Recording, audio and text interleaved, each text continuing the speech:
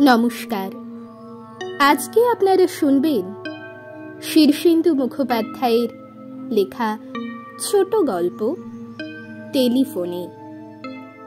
গল্প পাঠে এবং গল্পের সূত্রধর আমি বিথিকা। শুরু হচ্ছে আজকের গল্প টেলিফোনে। টেলিফোন তুললেই একটা গম্ভীর গলা শোনা যাচ্ছে। 6491 6491 6491। সকাল থেকে ডায়াল টোন নেই। টেলিফোনের হরেক গন্ডগোল থাকে বটে, কিন্তু এ অভিজ্ঞতা নতুন। গলাটা খুবই যান্ত্রিক এবং গম্ভীর, খুব উদাসীন। প্রদীপের কয়েকটা জরুরি টেলিফোন করার ছিল, করতে পারল না। কিন্তু কথা হলো, একটা অদ্ভুত কণ্ঠস্বর কেবল বারবার 4টে সংখ্যা উচ্চারণ করে যাচ্ছে কেন? এর কারণ কি?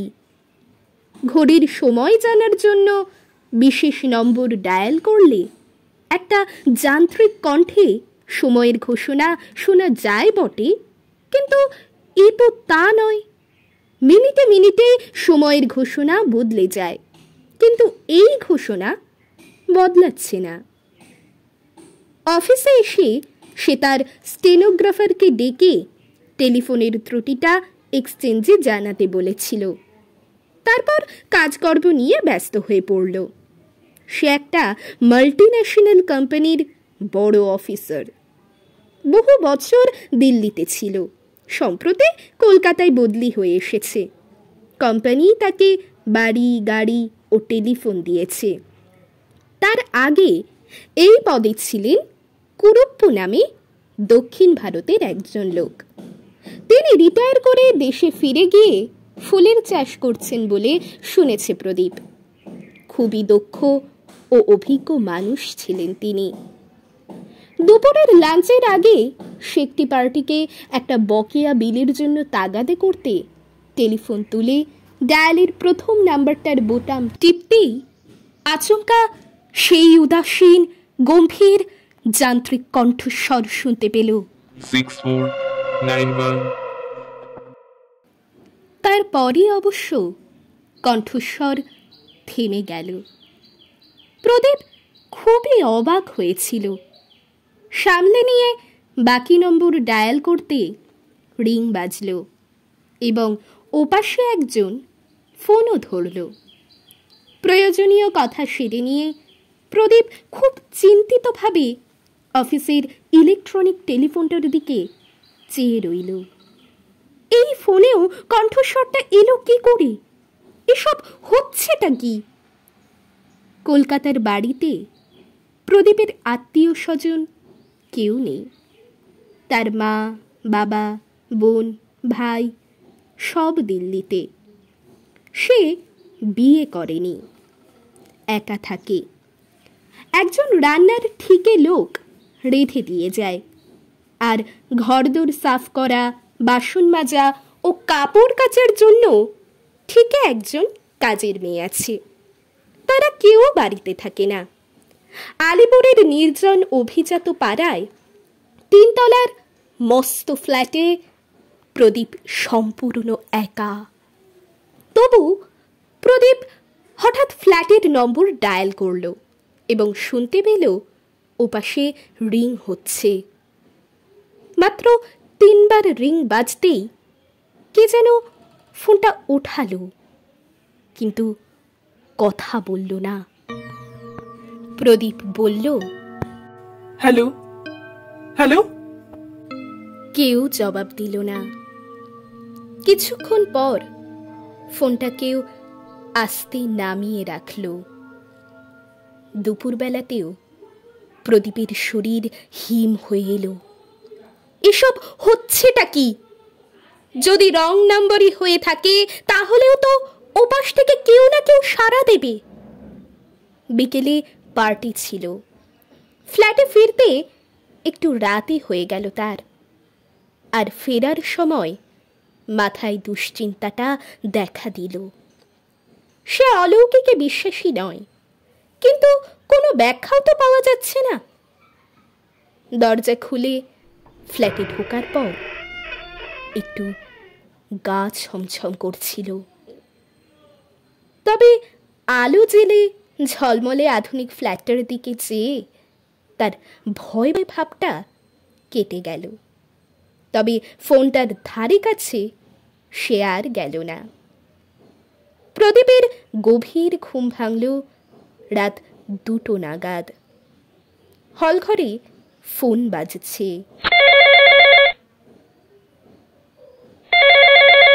ঘুম চোখে সে তড়াক করে লাফিয়ে ওঠে। দিল্লিতে মা বাবার শরীর খারাপ হলো না তো? ফোন ধরতেই শিউরে উঠল সে। সেই যান্ত্রিক উদাসীন গম্ভীর গলা বলতে লাগলো, 6491 6491 6491। ফোনটা রেখে দিল সে। বাকি রাতটা আর ঘুম হলো না। বিছানায় এপাশ ওপাশ করে কাটিয়ে দিল। কলকাতার টেলিফোন ব্যবস্থা যে খুব খারাপ তা প্রদীপ জানত।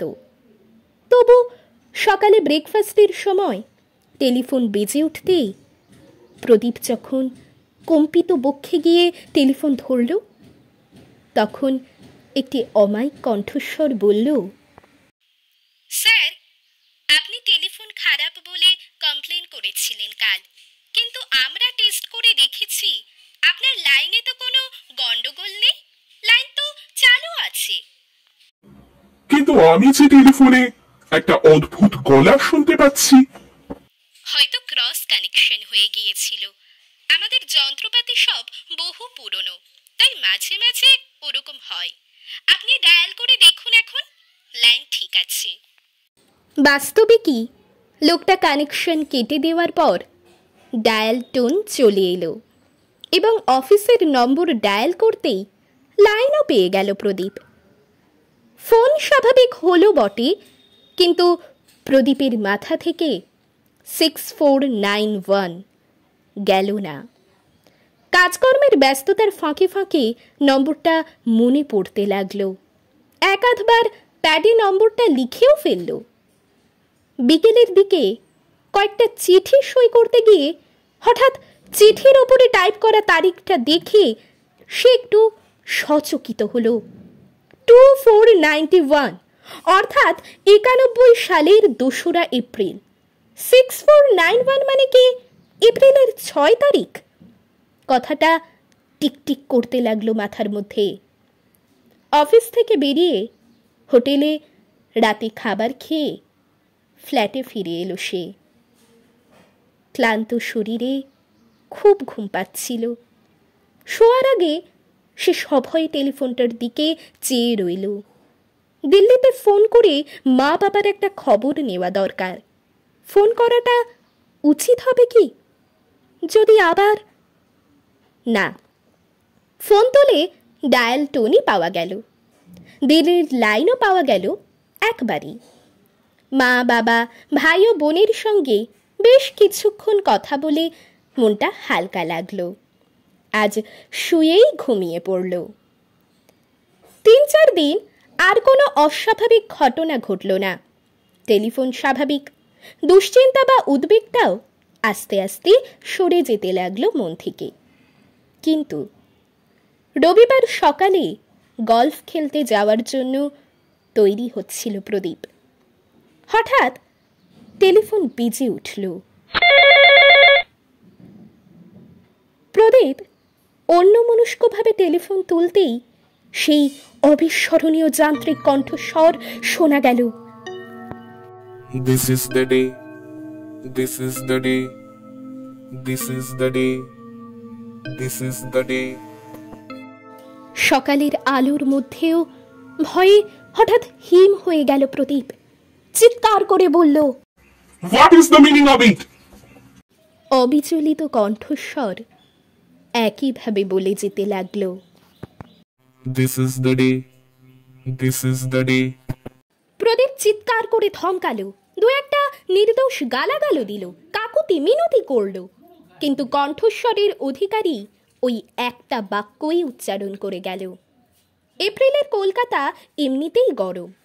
ফোনে চেঁচামেচির পর আরও ঘেমে উঠল সে। ফোনটা রেখে কিছুক্ষণ ঝিম মেরে বসে রইল। এর মানে কি? হঠাৎ খেয়াল হলো আজ এপ্রিলের 6 তারিখ, 6491। আজকের দিনটার সম্পর্কে কেউ তাকে কিছু বলতে চাইছে কি? কি বিশেষত্ব এই দিনটার? আজ তো চমৎকার একটা দিন। আজ সারাদিন তার দারুণ প্রোগ্রাম। তাদের অফিসের সবচেয়ে বড় ক্লায়েন্ট মন্টু সিং সরখেরিয়ার আমন্ত্রণে তারা আজ যাচ্ছে কলকাতায় সরখেরিয়ার বিশাল বাগান বাড়িতে। সকালে সেখানে গল্ফ আর টেনিসের আয়োজন, দুপুরে বিশাল লাঞ্চ, সন্ধেবেলায় হাইটি। একেবারে ডিনার সেরে ফেরার কথা। এমন চমৎকার মজায় ভরা দিনটা নিয়ে চিন্তা করার কি আছে? হাওড়া ব্রিজ পেরিয়ে সরখেরিয়ার বাগান বাড়িতে পৌঁছানোর সময় দুশ্চিন্তাটা কখন উবে গেল। অনেক অতিথি জড়ো হয়েছে, হাসি হট্টগোল চলছে। গল্ফ কিট নিয়ে বেরিয়ে পড়ল প্রদীপ। সরখেরিয়ার খামারের পাশেই গল্ফের বিশাল মাঠ, মাঝে মধ্যে ঝোপ জঙ্গল, জলা। অনেক গল্ফ খেলোয়াড় জড়ো হয়েছেন। খেলতে খেলতে সব দুশ্চিন্তা সরে গেল মাথা থেকে। বলটা একটা ঝোপ জঙ্গলের মধ্যে গিয়ে পড়েছিল। প্রদীপ বল খুঁজতে ঢুকল সেখানে। জায়গাটা যেন অন্ধকার এবং দুর্গম। সেই জঙ্গলে নিচু হয়ে বলটা খুঁজবার সময় আচমকাই একটা দুরাগত কণ্ঠ যান্ত্রিকভাবে হঠাৎ বলে উঠল, This is the day. একটা ক্লিক করে শব্দ হলো কোথাও। সন্দেহজনক কিছু নয়, কিন্তু হঠাৎ প্রদীপের ষষ্ঠ ইন্দ্রিয়ই যেন কিছু জানান দিল। সে বিদ্যুৎ গতিতে মাটিতে উপুড় হয়ে শুয়ে পড়ল, আর সঙ্গে সঙ্গেই বজ্রপাতের মতো একটা বন্দুকের শব্দ হলো। গাছের গোটা কয়েক ডাল প্রচণ্ড শক্তিশালী বুলেটের ঘায়ে ভেঙে পড়ল। তারপরেই একজোড়া পায়ের দ্রুত পালানোর শব্দ।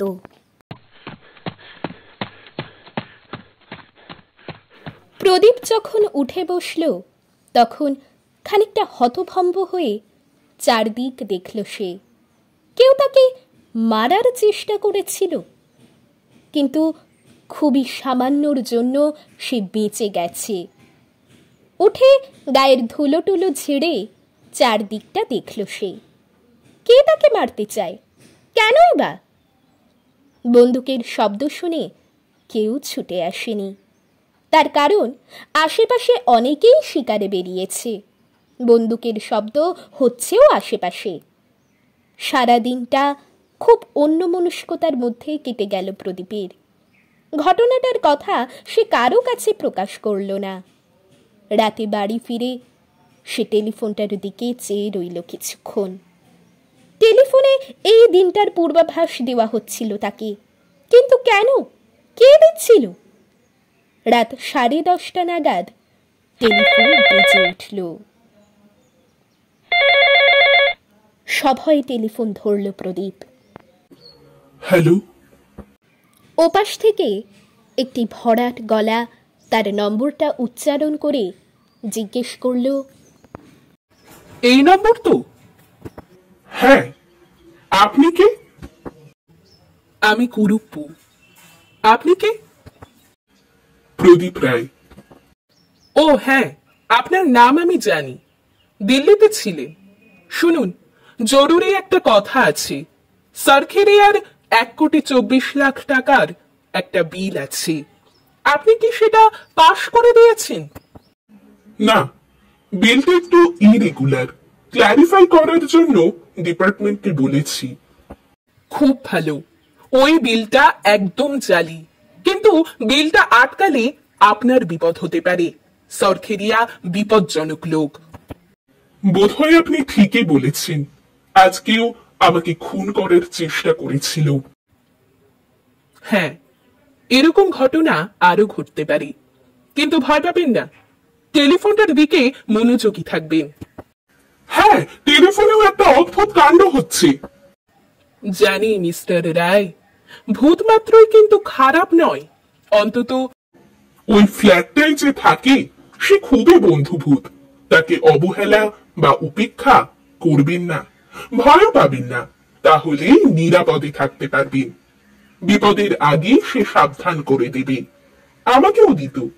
তার পরামর্শেই আমি রিটায়ার করে ফুলের চাষে মন দিয়েছি। আচ্ছা, গুড নাইট। প্রদীপ হাতের স্তব্ধ টেলিফোনটার দিকে হাঁ করে চেয়ে রইল। ধন্যবাদ।